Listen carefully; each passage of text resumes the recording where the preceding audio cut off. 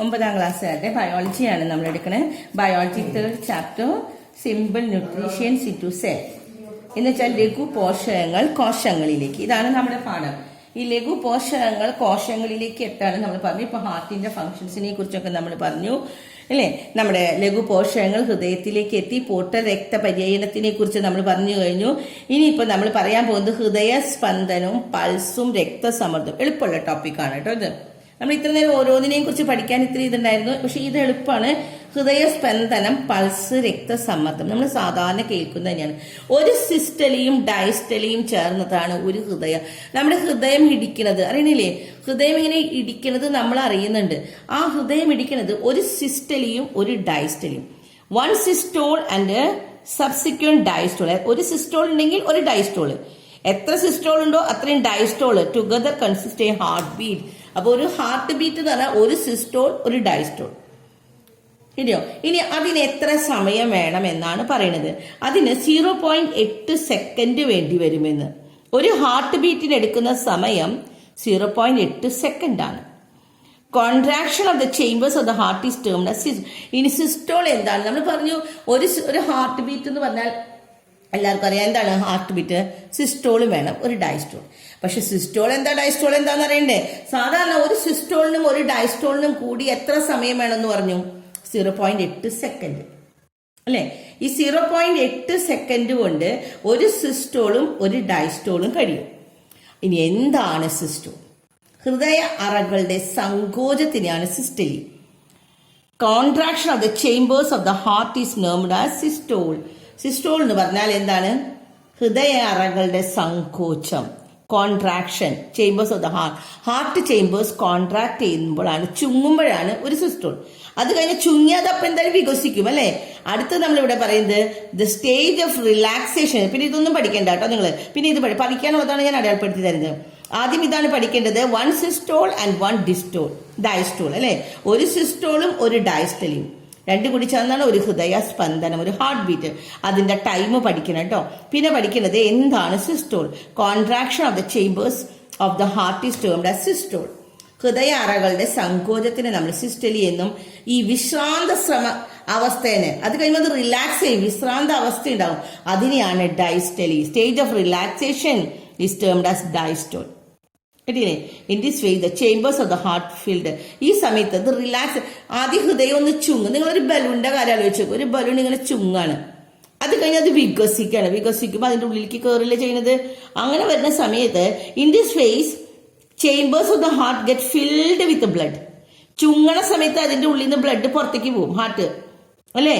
അത് കഴിഞ്ഞ് അത് റിലാക്സ് ചെയ്ത് കഴിയുമ്പോൾ അതിങ്ങനെ വികസിക്കും.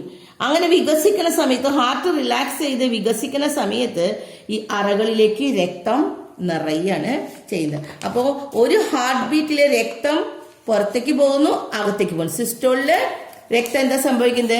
പുറത്തേക്ക് പോകുന്നതാണ്. ഡയസ്റ്റോളില് രക്തം അകത്തേക്കും പോകുന്നു. കിട്ടിയില്ലേ? ഇനി അടുത്ത് നമുക്ക് പറയാനുള്ളത് ഹൃദയം ഒരു മിനിറ്റിൽ എത്ര തവണ അടിക്കുന്നതെന്ന്. അതാണ് നോക്കേണ്ടത്. നോക്കാം. ഹൃദയം ശരാശരി ഇവിടെ വരുന്നത് എത്രയാണ്?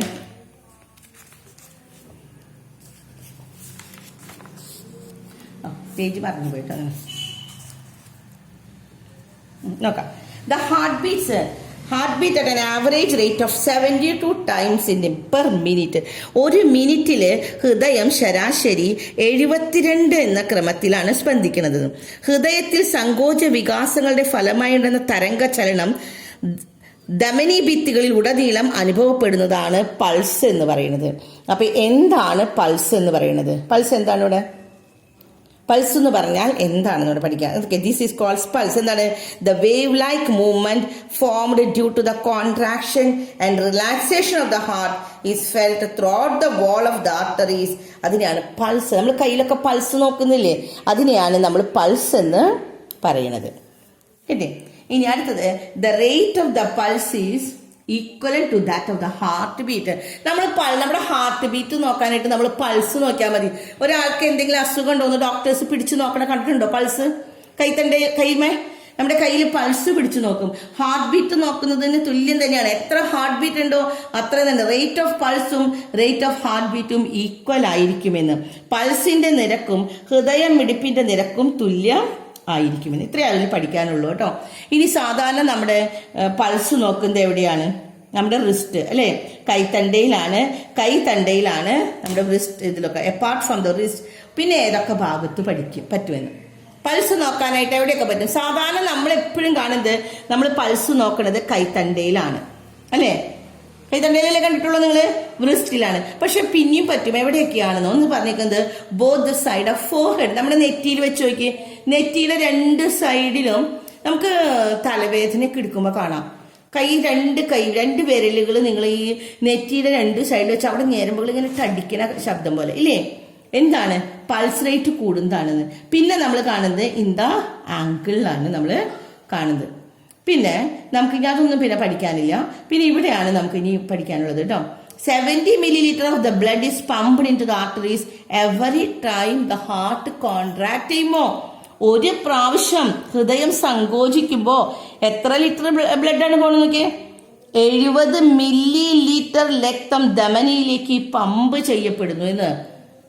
ധമനിയിലേക്ക് ആർട്ടറീസിലേക്ക് 70 milliliter ആണ് കേട്ടോ, നോട്ട് ലിറ്റർ, milliliter. 70 milliliter ആണ്. 70 milliliter of the blood is pumped into the arteries every time the heart contract ചെയ്യുമ്പോൾ, ഒരു ഹൃദയം ഒരു പ്രാവശ്യം ഇങ്ങനെ സങ്കോചിക്കുമ്പോൾ ആർട്ടറീസിലേക്ക് 70 milliliter ബ്ലഡ് പുറത്തേക്ക് ഇങ്ങോട്ട് വിടും. അപ്പൊ അത്ര തന്നെ തിരിച്ചു പിടിക്കില്ലേ? The pressure exerted by the excess blood on the walls of the arteries is systolic pressure. ചുങ്ങുമ്പോഴാണ് നമ്മൾ പറഞ്ഞ സിസ്റ്റലി എന്ന് പറഞ്ഞത് അല്ലേ. ആ ചുങ്ങണ സമയത്ത് ഒരു പ്രഷർ ഉണ്ടാവില്ലേ? The pressure exerted by the excess blood, ആർട്ടറീസിന്റെ വാൾസിലേക്ക് നമ്മൾ ബ്ലഡ് കുറച്ചുകൊണ്ട് പമ്പ് ചെയ്യാണ് ചെയ്യുന്നത് അല്ലെ. ഹൃദയം കൊണ്ട് ചുങ്ങണ സമയത്ത് ബ്ലഡ് പുറത്തേക്ക് പോകുന്നതല്ലേ. ഈ അധികമായിട്ടുള്ള ഈ രക്തം ധമനിയിൽ ഏൽപ്പിക്കുന്ന ഒരു മർദ്ദമാണ് സിസ്റ്റലിക്. നമ്മളിപ്പോ ഒരു ഫോഴ്സ് ആയിട്ട് ഒരു പൈപ്പ് തുറന്നു, നമ്മള് പെട്ടെന്ന് പൈപ്പ് തുറന്നിട്ട് നമ്മളൊന്ന് കൈ പിടിച്ചേക്ക്, നമ്മുടെ വെള്ളം നമ്മുടെ കൈമേക്ക് വീഴുമ്പോൾ ഒരു ഫോഴ്സോട് കൂടിയല്ലേ വരുന്നത്. അത് തന്നെയാണ് ഇവിടെ സംഭവിക്കുന്നത്. ഹാർട്ട്, ഹൃദയം ചുങ്ങണ സമയത്ത് ഹൃദയത്തിന്റെ ഉള്ളിൽ നിന്ന് 70 milliliter ബ്ലഡ് പുറത്തേക്ക് ഇങ്ങോട്ട് ചാടുകയാണ്. ഈ ചാടുന്നത് ഒരു മർദ്ദമായിട്ട് ആർട്ടറിയിൽ വരികയാണ് അല്ലെ, ധമനിയില് ഒരു മർദ്ദം വരും. ആ മർദ്ദത്തിനെയാണ് സിസ്റ്റലിക് പ്രഷർ എന്ന് പറയുന്നത്. And this excess blood on the walls of the arteries is called systolic pressure. കിട്ടിയോ?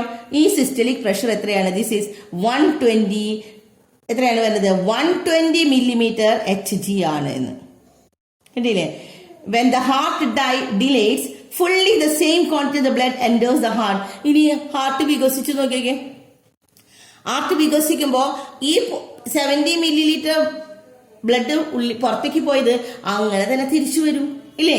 തിരിച്ചുള്ളിലേക്ക് കയറുമെന്ന്. Heart dilates fully the same quantity of the blood enters the heart. A low pressure felt in the arteries during this time. അപ്പോഴാണ് low pressure ഉണ്ടാവുന്നത്. And it is known as diastolic pressure. അപ്പോൾ ഒരു pressure ഉണ്ടാവില്ലേ? ആ പ്രഷറാണ് diastolic pressure. ആ സമയത്താണ് law pressure ഉണ്ടാവുന്നത്. And this is 80 millimeter Hg. അപ്പൊ ഹൈ പ്രഷർ എത്രയാണ്? 120 millimeter ആണെങ്കിൽ ലോ പ്രഷർ 80 milliliter ആണ്.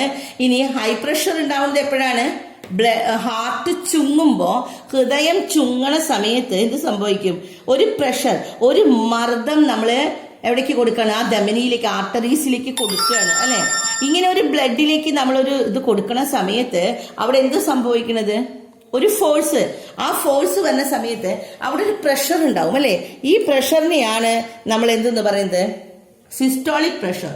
ഈ സിസ്റ്റോളിക് പ്രഷറിൽ നമ്മളൊന്ന് 70 milliliter പുറത്തേക്ക് പോയി, അതാണ് സിസ്റ്റോളിക് പ്രഷറായിട്ട് ഒരു പ്രഷർ കൊണ്ട് കൊടുക്കുകയാണ്. അത് 120 millimeter Hg ആണ് ആ പ്രഷർ.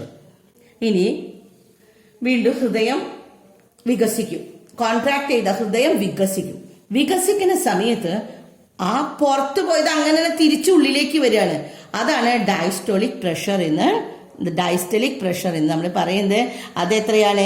80 mmHg ആണ് എന്ന്. കിട്ടിയില്ലേ? ഇതാണ് ലോ പ്രഷർ എന്ന് പറയുന്നത്. ഇനി ഈ ലോ പ്രഷറും ഹൈ പ്രഷറും ഒക്കെ നോക്കാനായിട്ട് നമ്മൾ ഒരു ഇൻസ്ട്രുമെന്റ്, ഒരു ഉപകരണം നമുക്കുണ്ട്. എന്താ ഇൻസ്ട്രുമെന്റ്? സ്വിഗ്മോ മാനോമീറ്റർ.